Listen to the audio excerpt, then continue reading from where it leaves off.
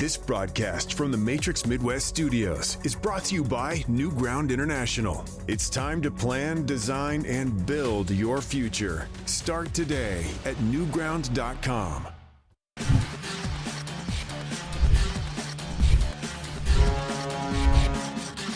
Offside Hockey, driven by Weber Automotive Group. Welcome into Offside Hockey. It is a Wednesday, the best way to spend your Wednesday evening, and in fact, even better because it's game day. The Blues face the Calgary Flames tonight at 8:30. I'm Amy Markscores, and that is Chris Kerber in Calgary. And Kerbs, how is the road trip going so far? It's been a long one. Dude, this one, Amy, is slow. So it started out okay with an afternoon game in Winnipeg, and then these last 2 days off feel like they have just dragged. So excited to see the Blues and Flames tonight. Calgary getting home after a road trip, starting a 6-game homestand. We've got 2 more games to go on this trip. You should have seen the look on the face I got from Joe Vitale at the morning skate today in Calgary. Oh, yeah. When I looked at him, I said, hey, guess what? Road trip's halfway done. And we went, wow, because there's 2 more days off after this one. The team is going to fly to Vancouver after this game. And then we'll play Saturday afternoon, I believe.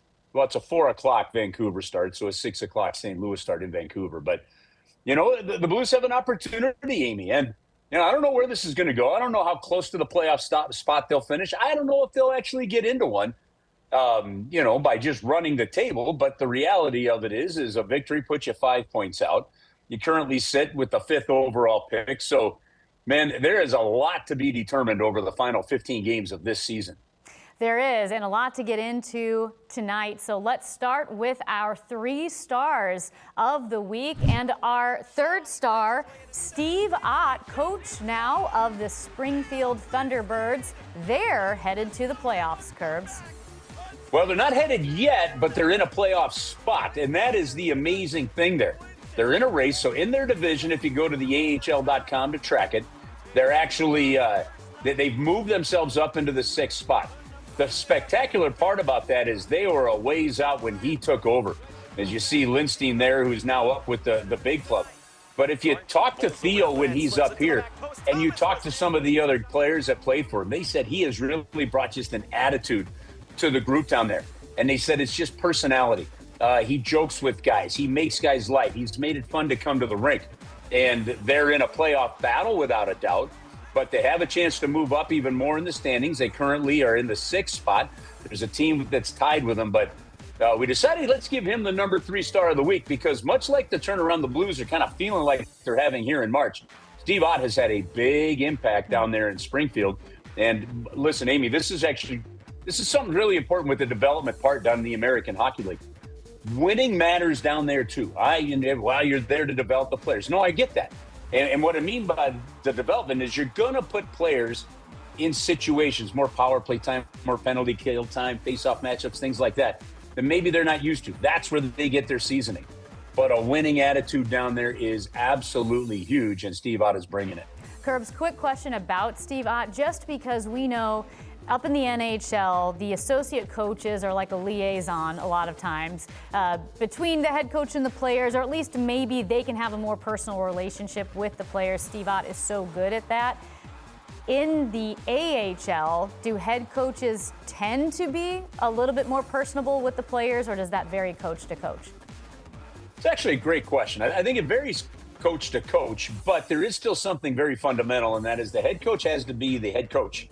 And they've got to be in charge no matter what they say goes. And so you do see relationships that are a little bit closer to the players at the minor league level, but they also have an assistant or two, and their job is still to be the buffer so that coach can play different roles that they have to play. But even so, when you bring somebody in and their approach and their attitude is just so different, you know, then you saw the difference, for example, between Jim Montgomery and Drew Bannister. You know, we saw the difference with Ken Hitchcock versus Davis Payne, things along those kind of lines. It makes a big difference in getting guys on track. Moving to our 2nd star of the week, and that is the young Theo Lindstein. He's got 4 games under his belt now, including a point and a penalty in those 4 games. Have you liked what you've seen so far, Kerbs? You know, the thing of it is we haven't gotten done with a game, Amy, and said, oh, he had a bad game. Like, we haven't had that. Which means, number one, his partner is doing a terrific job, and Colton Parayko there. But the other aspect of it, without a shred of doubt, is really that he's played very well. I spent about 10 minutes after practice yesterday talking to him. He was talking to me about how Colton Parayko is communicating on the bench, what he's saying at him during the ice. Simply, one of the simple things is as soon as that puck touches his stick, Colton's barking at him, telling him which way to go, pass it over here, get it off the glass, that kind of stuff. But there's one other fun aspect, Amy, and you're going to love this one. You ask these guys that come over from Europe and you say, well, do you have a favorite NHL player? And the reality of it is, because of the time of the games are typically on, most guys are not coming over saying, oh, I watched a lot of NHL hockey. But this is where you start to see the generational gap. This is a young Swedish defenseman. I said, so do you have some favorite NHL guys that you've been watching? He said, Victor Hedman first. Okay, that makes sense. Then he said Rasmus Dahlin, much younger than Victor Hedman. And then out of nowhere, he says Borje Salming. And I went, what? Like, I thought for sure maybe Nick Lindstrom, right? He said, no, Borje Salming. So Borje Salming, now he never met him. He's met his brother, but he played for Theo Lindstein's team. Like they played for the same team, obviously very different years apart in Sweden. And so it was pretty much fun. And that's when you realize, shoot, he might have only been 10 or 11 when Nick Lindstrom retired. Yeah. Right? So, when you're thinking, as we are, and you probably are, okay, man, if you're a young Swedish defenseman, man, like Nick Lindstrom's got to be the top of the heap, right? Nope, wasn't in the top three. That's really interesting. And I like that question about these guys coming up in the league, who they watched, who they admired, and talking to different defensemen. Now, I think the conversations I had were with a lot of North American defensemen, or at least some guys maybe who, once they got to the league, had guys that they admired. But one name, and you've probably seen this too, that pops up all the time with young defensemen and guys that they like to watch was Drew Doughty. And I always say Drew Doughty's your favorite defenseman's favorite defenseman. I think his name popped up more than anybody's, and it will be interesting as the next generation comes up, which names float to the top. Quick story about Drew Doughty's draft year. The Blues were having a draft party because we stunk, and I was prepping for it with John Hadley. We were doing a show on KTRS, and that was the 2000. Actually, you know what? No, that one might have been the KMOV. So I think we had already made the move back to KMOV, and we were doing a draft show, and we called up Jarmo Kekalainen, who was in charge of the draft, to help us get through. Because we didn't know who the heck we're looking at. I mean, I didn't know anything about Alex Pietrangelo then. We're doing NHL hockey. Our job wasn't to really track junior hockey and find out who young prospects are. Here's what Jarmo said. He goes, right off the bat, we said, well, what can we expect? He goes, guys, here's how the first 5 picks are going to go. The Tampa Bay Lightning are going to take Steven Stamkos. And this is 2 weeks before the draft. The Tampa Bay Lightning are going to take Steven Stamkos. He's far and away the number 1 pick in this draft. Number 2, he goes, the LA Kings are going to take Drew Doughty. He goes, he's the most NHL ready of the defensemen available in this draft. He's a Clydesdale. He's going to be a terrific, great player. Number 3, the Atlanta Thrashers are going to take Zach Bogosian, another workhorse kind of defenseman. Number 4, we're going to take Alex Pietrangelo. He's probably the least ready of all the defensemen. He's coming off of having mono throughout part of the year.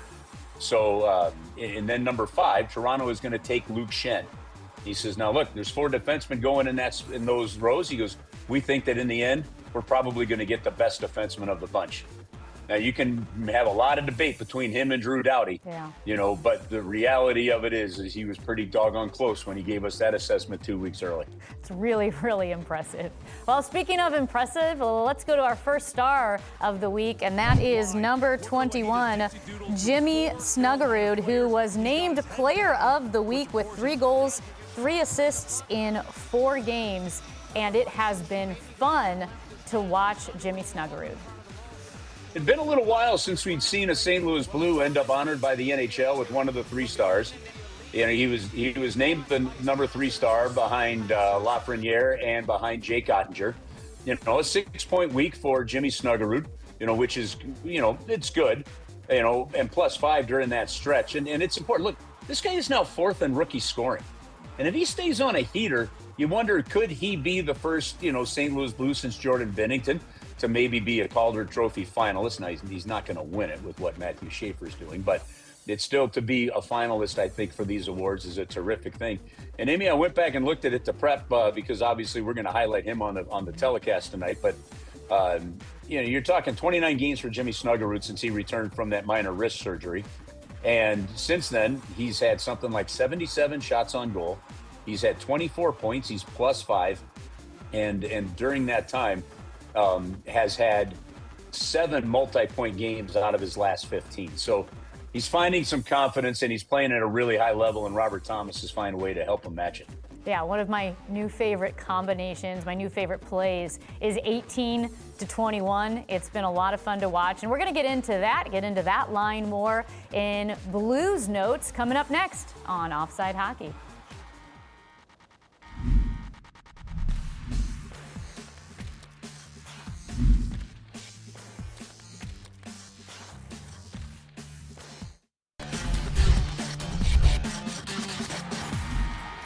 Welcome back to Offside Hockey. That's Chris Kerber. He's in Calgary as the Blues take on the Calgary Flames tonight at 8:30. I'm Amy Mark Scores in the Matrix Midwest studios. And Kerbs, in the mid-February, the Blues were 14 points out of a playoff spot. Now that gap has ebbed and flowed, but with a 6-1-1 March, the Blues are 7 points out of a wild card spot. That's a big climb. Not impossible, but it's a big climb. But it's also something that a couple of weeks ago we would not have thought the Blues would even be thinking about. Yeah, and you know what? A couple of days ago, the San Jose Sharks had 2 games in hand on the Blues, and now it's just 1. So you look at where they're at, and they've got 2 games head-to-head with San Jose. There's another game against them. They've got games against all these teams ahead of them, Amy, so who knows what can happen. They got within temporarily 5 points, but the reality is after other games one night, 6 points. To gain 8 points in about 2 weeks in the standings is almost unheard of. Now, the Utah Mammoth, they've done a great job of holding on to that top wild card, getting some separation, not letting anybody closer. But the rest of the teams, they're just leapfrogging each other. And so they're keeping the Blues in it from that sense. We'll see how it goes.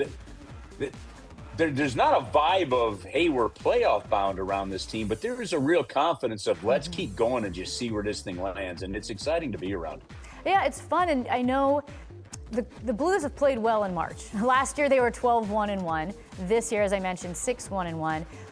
I know this is pure speculation, but what do you think about once you're started to be counted out, once people are saying, you're not going to make the playoffs, is there something of a chip?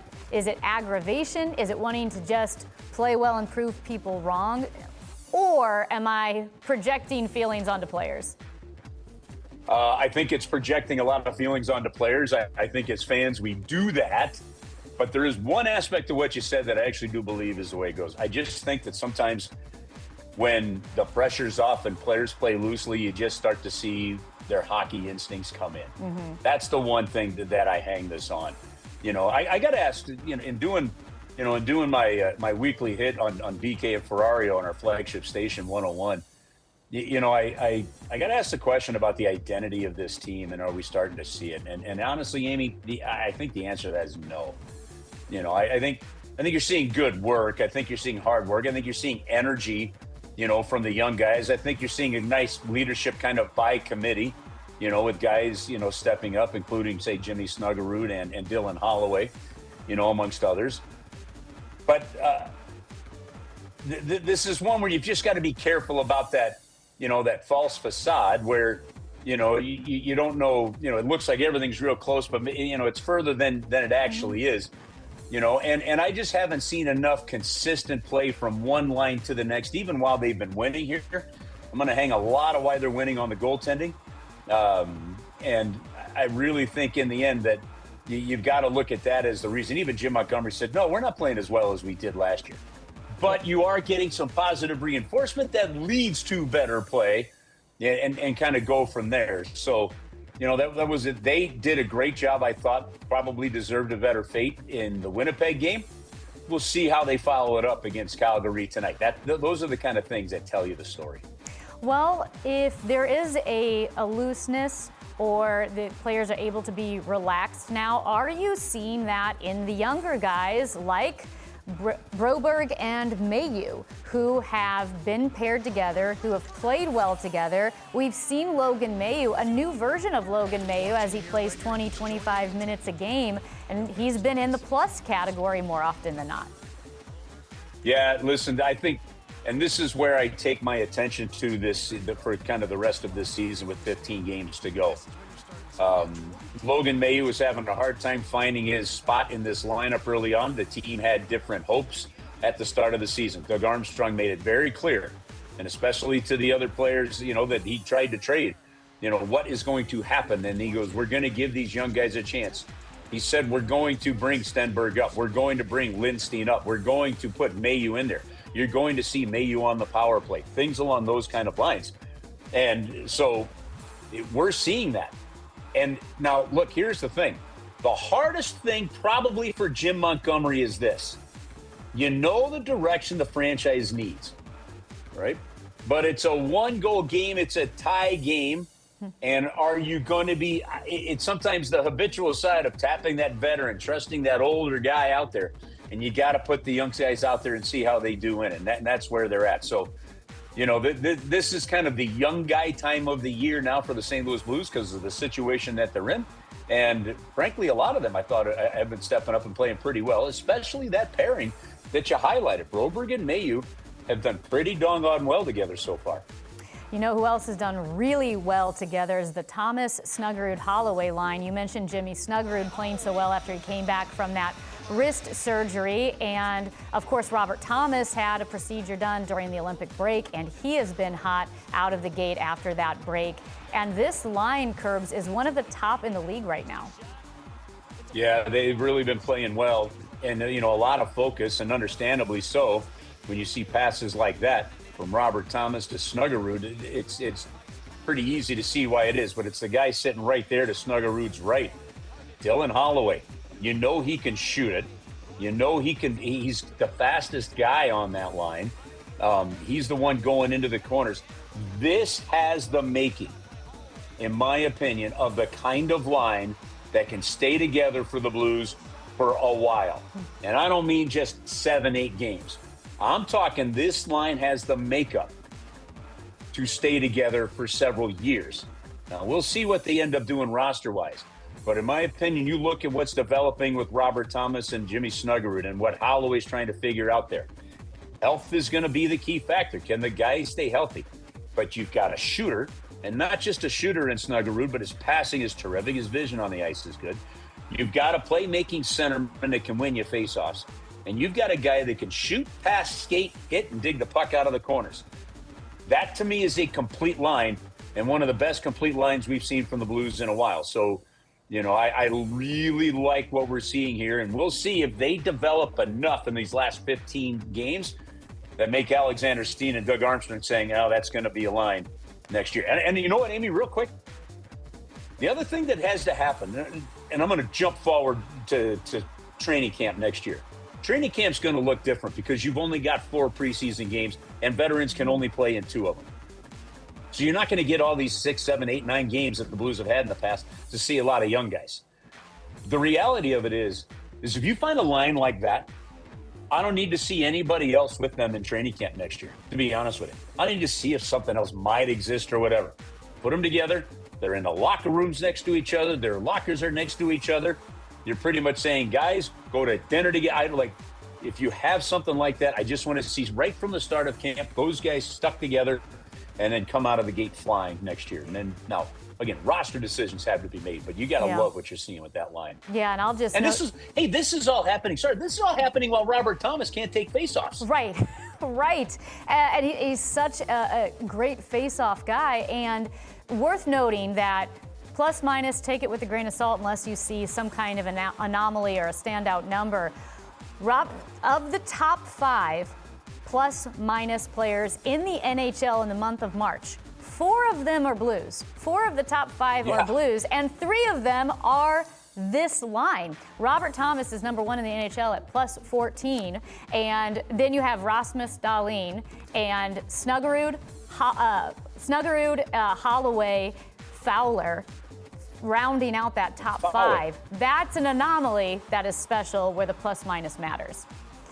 Hey, just shows you they've played really well lately. They really, really have. And something that we knew was coming out, you mentioned it in the last show, and this was Jeremy Rutherford's piece on Jake Neighbors for The Athletic, and a really great piece on Neighbors growing up, what he went through as a kid all the way through his NHL career. And you talk about a young player who was driven from the age of 5, 6, 7. That's Jake Neighbors. Yeah, you know, and it's not something we need to spend a lot of time on here, Amy, but I just wanted, like, we talked about it with Jeremy Rutherford when Jeremy was our guest. I mean, that fight that he had there was a frustrated Jake Neighbors that watched kind of his NHL mentor and the guy that grabbed him right from the start, Braden Shen, in the league, get traded. So he takes on Barclay Goodrow there after a hit. Jeremy's article talks about Old Soul. What I would recommend for everybody is get onto The Athletic. Read it. It gives you some great insight into him. You know, his parents that were divorced, what that was like. His brothers, stepbrothers as well, stepsisters. There's so much that he's done and why he is the way he is and treats people the way it is. And don't whine or gripe or social media at me. You know, that Jeremy's article is behind a paywall. It's called These Guys Have to Make a Living, and that's how they make a living. So buck up. It's one of the best subscriptions you're going to have if you're a sports follower on The Athletic. And read this article. It's a terrific, terrific article by Jeremy Rutherford. Curbs, I meant to ask you as well, what did you make of Dalibor Dvorsky being scratched for a game? Yeah, you know what? And I like what Jim Montgomery said. So he was scratched at the home game before we went up to Winnipeg. We knew he was going to play Sunday on Winnipeg. But this is a young player that's just, crossed over the 50-game plateau with the St. Louis Blues. He had been sent down. He was playing plenty of games down there. He makes the Olympics. He goes over, plays in the Olympics, and then comes back. And like all these other players, albeit like Parayko's because of injury, but he didn't get a chance to really rest up.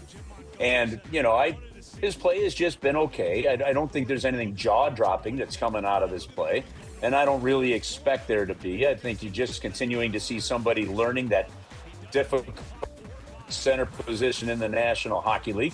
But his attitude is great. His energy is good. I'm really looking forward to seeing what he does on a line tonight with Otto Stenberg and the opportunities those guys get. So it was just a chance to rest and very common and very normal, for a rookie in the National Hockey League. So nothing to make of it other than it was, I think, probably a good time for it. And finally, we've talked about the production of the Thomas Holloway Snuggerud line. What players do you need to see more from? Oh, okay. Amy, listen, I don't know where you're at on this topic with me, but, obviously it's not been, I think, a terrific year for Jordan Kyrou from an offensive. Well, it hasn't been a terrific year from anybody from an offensive standpoint. So it's not fair to hang offense on Jordan Kyrou. But that's a player that 4 different times this season has kind of been put on the bench and the one time in the press box. All right. And so you need a lot more consistency. And honestly, I think there needs to be more compete on that. And I think we saw that in the game in Winnipeg, on a play where he kind of got caught by Scheifele busting out of the zone. But it's not just him. You take a look at Jack Finley, who comes in from Tampa. Take a look at Tyler Tucker. Tucker, and it's not just about fighting for Tyler Tucker. And yep, they did try to get Justin Hall in. They wanted to get Matt Kessel in. But Tyler Tucker still finds himself kind of in that murky muck of just what extra defensemen are going to go in at times right now. So I think, and I'm going to throw Alexei Toropchenko in there. I think you might even be able to throw Matt Walker in there, who's been in and out of the lineup. I still like everything that Matt Walker brings when he's in the lineup. He's just one of those analytical things where he's the guy that ends up sitting. But, for me, Amy, those guys, and especially the fourth line guys, the Finleys right now, the Toropchenkos, and you just want to see them make a difference in a game. They're not expected to score like Jordan Kyrou is. But they can chip in offensively. And there's got to be a little bit more identity developing approach to those guys' mentality. And I think as we go down the stretch, those are some of the players where I'm looking for another notch or two to see what you really have. That's Chris Kerber. I'm Amy Markscores. Coming up next, well, it wouldn't be Offside Hockey without Joey Vitale and X's and Joes.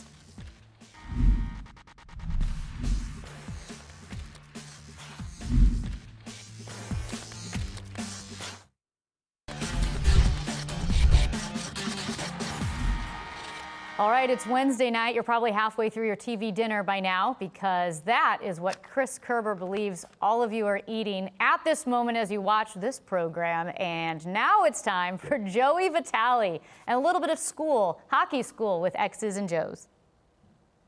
All right, Amy Curbs, thank you so much. It's that time again, X's and Joe's. Let's break the game down. Let's show you something maybe you didn't pick up with the naked eye as you're watching this St. Louis Blues team this year. We are going to talk through a Jimmy Snuggerud game-winning goal that happened in the final minute against the Florida Panthers this year. Maybe one of the most exciting goals, I think, that was produced at the Enterprise Center up to this point. Keep an eye on number 21. He's right there to the bottom left of your screen, but you're going to see him moving all over, and that's what I want to talk about.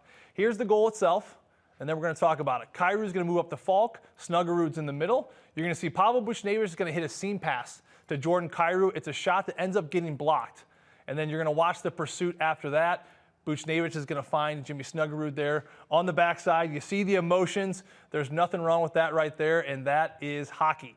Let's let this continue to play out, and then we're going to rewind it. Shot right there. Heck of a play. All right. So what are we going to break down right here? As you're going to see, Jimmy Snuggerud is in the middle of the ice. Kairu's going to get the one-timer on the first try. Eventually, there's going to be a little revolution. Kairu's going to come to the middle. Snuggerud's going to come to the outside. And then Snuggerud is going to get teed up by Pavel Buchnevich. 6-on-5, power plays.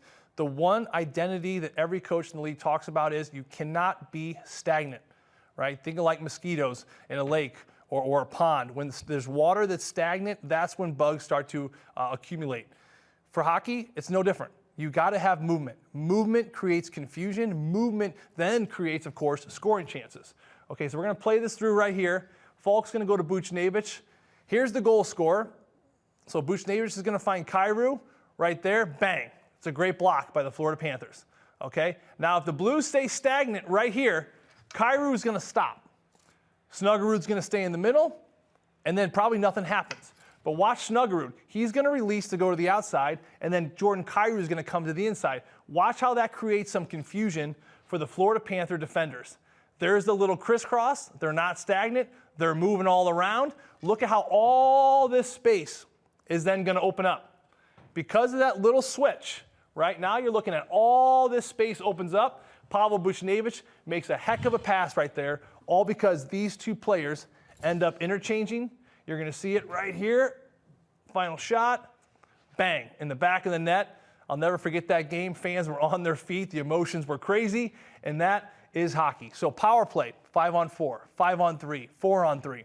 Extra man attacker, 6-on-5. Whatever it is, if you have that extra man, instincts tell you we got an extra man, let's sit back.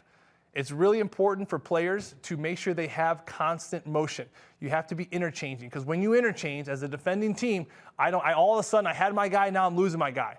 Is there a switch? Who's got who now? Do I take that guy? Do you take your guy? Right? You want to create confusion. Confusion comes from players overlapping. So clearly a big point in that Jimmy Snuggerud game-winning goal, and we hope to see more of that throughout the stretch of the season. Amy, Curbs, back to you guys. It's good stuff, Curbs. I had a good conversation with Coach Jim Montgomery earlier this season about just that, about creating confusion. And in order to do that, your team has to be communicating with one another as you interchange, as Joey explained. Yeah, and it's so many coaches, even from just the young ages, talk about just movement without the puck. If you're playing soccer, whatever, basketball, movement without the ball. You have to create options in there. That kind of movement is what creates the confusion on the defense. It's one of the reasons there's such little movement on the Blues power play, that it doesn't really create a lot of confusion. Go watch the Edmonton Oilers and how guys are moving around like they're in a MiG dogfight from Top Gun, and it just looks different. So it's a real important piece and just one of the constant coaching points that even at the NHL, coaches still harp on. Never leave your wingman. That's what they say. Also, that's another good one. Also, I think I've been calling it X's and Joe's. Have I been pluralizing this thing and it's supposed to be just Joe? No, I think you can call it whatever you want. I don't think it matters. All right. Well, X's and Joe's always a favorite. Hey, yeah. When we come back on Offside Hockey, we're going to take a jaunt around the NHL.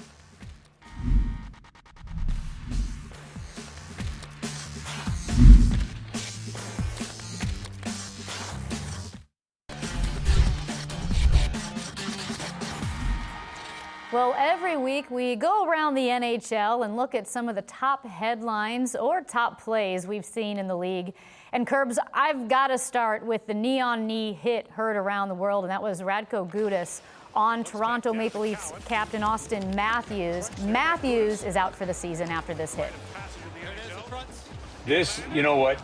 You look at that and the way he's gliding into that, you know, that's not a hockey stride in my book. And they have a great angle of it, you know, that has been shown from kind of like from that camera kind of that you're seeing there. They call that an ankle camera. And, you know, it's been 7 years since Radko Gudas had a suspension, but he's been known for hits. Look, it was his hit on Sidney Crosby in the Olympics.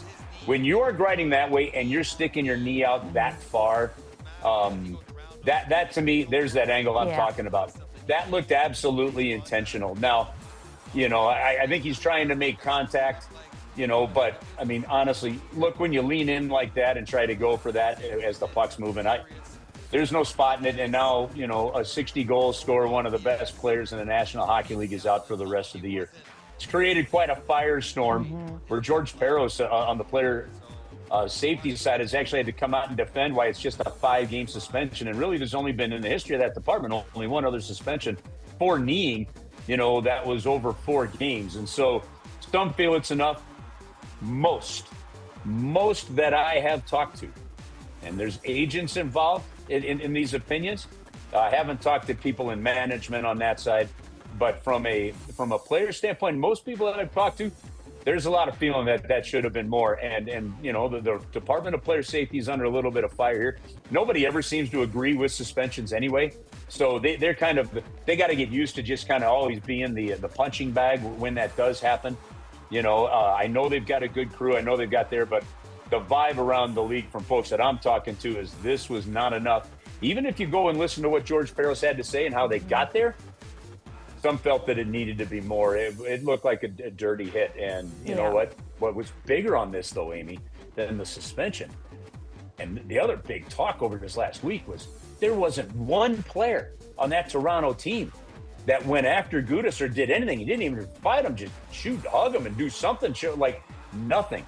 And there's no doubt in anybody's mind now that if you want to look at what's the problem with the Toronto Maple Leafs is, it's that they're not a team. I mean, the togetherness, whether it's the market, whether it's whatever, I sure as heck know it's not the coach, right? But the reality of it is, you know, that is a team that has not come together because you don't watch your best player go down and nobody do anything about it. Yeah, it was like one of those obnoxious HR videos of a neon knee hit. That is not acceptable, and nobody did anything. They skated right by him. And Curbs, another big injury, Leon Draisaitl out for the remainder of the regular season. This is a big blow to the Edmonton Oilers.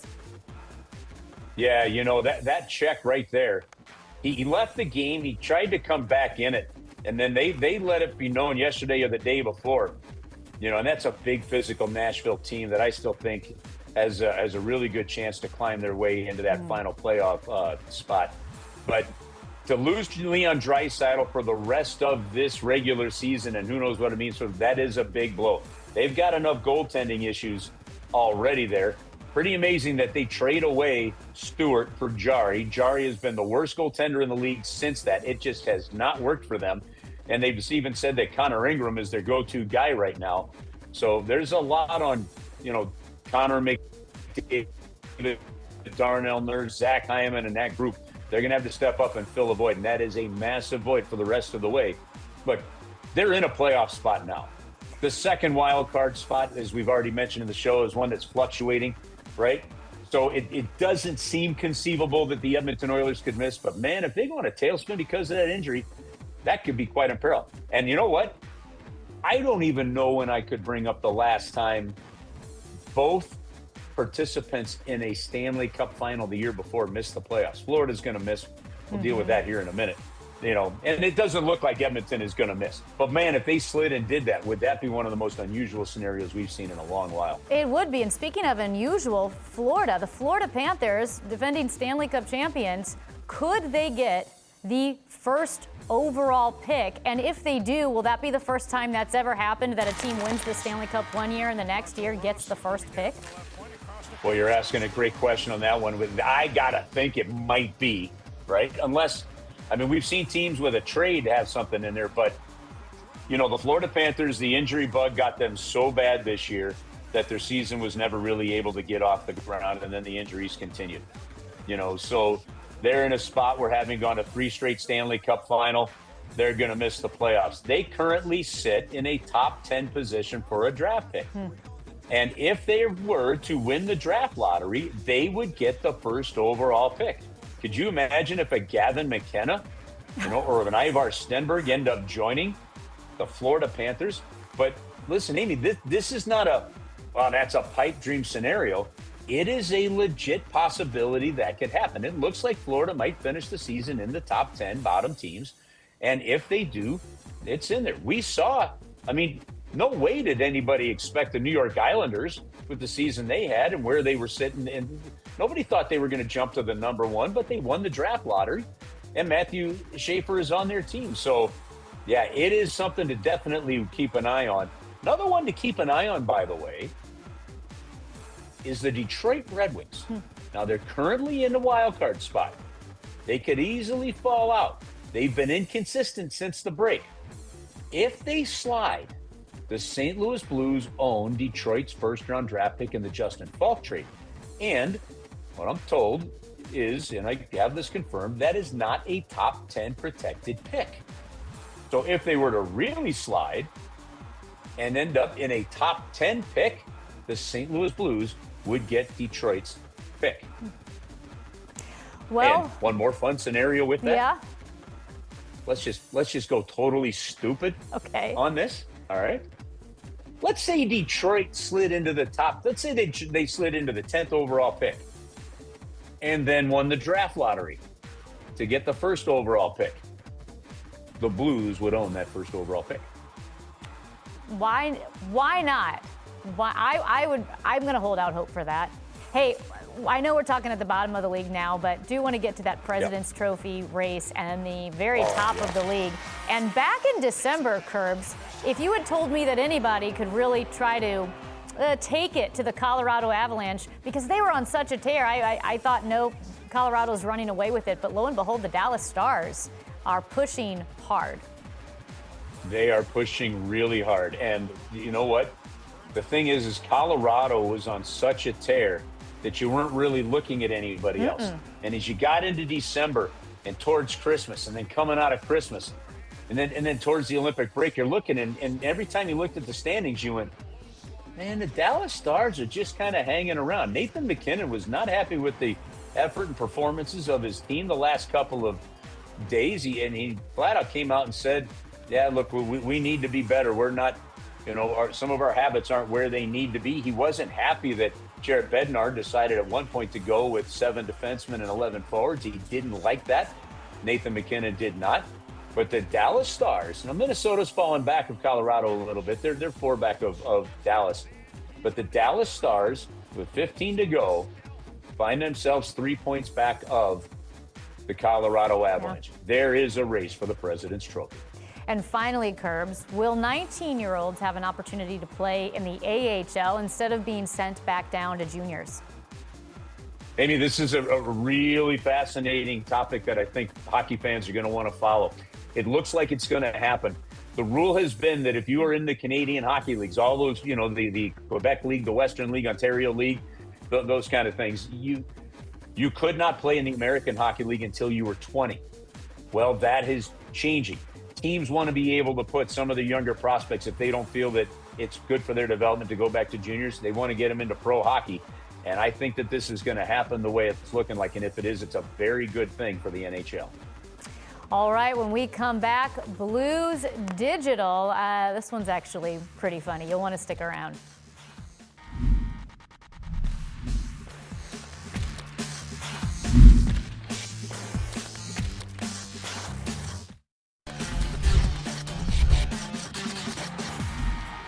I always enjoy what the Blues Digital team is able to manage, the conversations, questions they have with the players and the games. And in this one, they ask Joel Hofer a question that's been going viral on social media with a lot of professional athletes. He's the most athletic guy on the team. Holloway. Oh, that's 2 for 2 as well. Nice. All right. I had another one in mind too, but Who's the other one? Hof. Athletic, Hofer? He's good at every sport, basically. He doesn't look athletic at all, but he's got some touch. Oh, fair enough.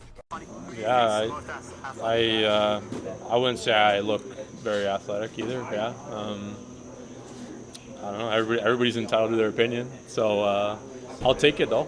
You know, I appreciate the compliment, I guess, if you would call that a compliment. Seemed kind of backhanded. It was both, yeah. I'll take it though. Yeah. He's so serious. Listen, so go on to, the Blues YouTube channel or their social media and watch the whole, Walking with Walks. And Nathan Walker does a great interview with Oscar Sundqvist. There's actually a couple of really funny moments in it, but those personalities are great. And Joel Hofer has a fantastic personality in there. And so it's fun to watch. These young guys are kind of coming together. So it's March Madness, so I'll throw this in there. I asked the SLU superstar Billikens, Robbie Avila, what sport would you play if you were more athletic? Of course, it's a joke. He said he would play football. So there you go. Hey, coming up next on Offside Hockey, we've got our last shift.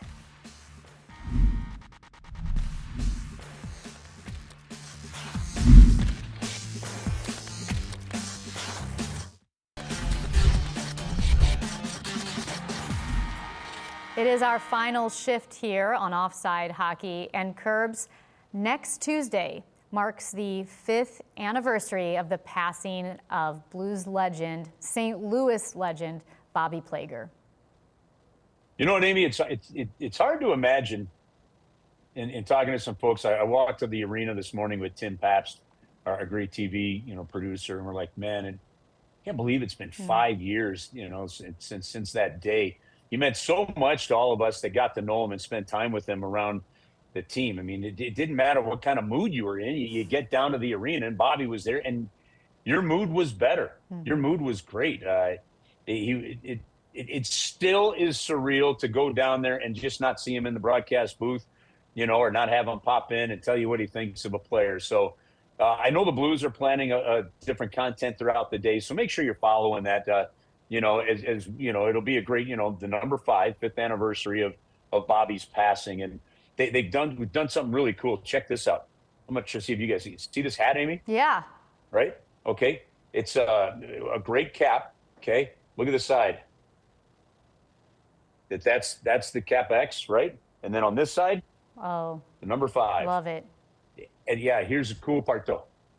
Boom! Look at that. Stitched into the bill is that great signature from Bobby Plager.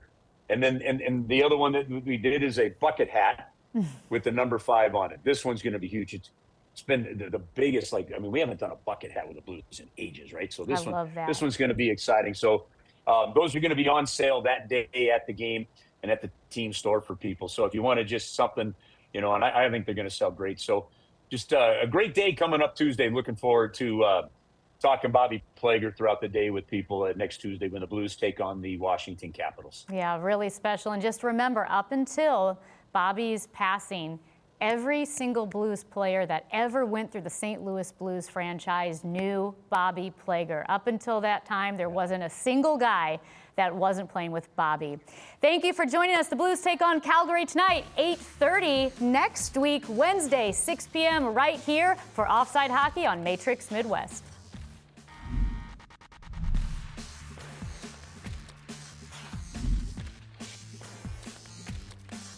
Offside Hockey, driven by Weber Automotive Group.